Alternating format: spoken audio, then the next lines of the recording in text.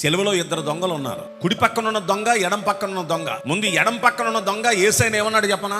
మేమైతే ఏ శక్తి లేనోళ్ళం, దొంగలం, హంతకులం, చెడ్డోళ్ళం, చాలా చెడ్డోళ్ళం, అందుకే మేము శిక్షణ అనుభవిస్తున్నాం.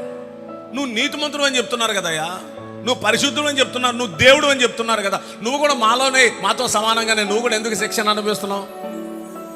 నిన్ను నువ్వు రక్షించుకొని నన్ను రక్షించవచ్చు కదా అంటూ కొన్ని మాటలు ఇసిరేశాడండి.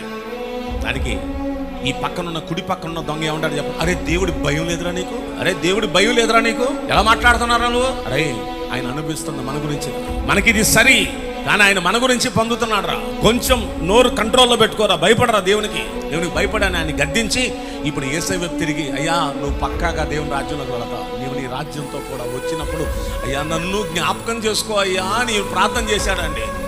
ఎప్పుడైతే దేవునికి భయపడుతూ ఉన్న వ్యక్తి చేసిన ప్రార్థన దేవుడు విని ఏమంటాడు చెప్పనా? నేడు నీవు నాతో కూడా పరదేశంలో. అంటే దేవునికి భయపడే వ్యక్తిని ఏం చేశాడు దేవుడు?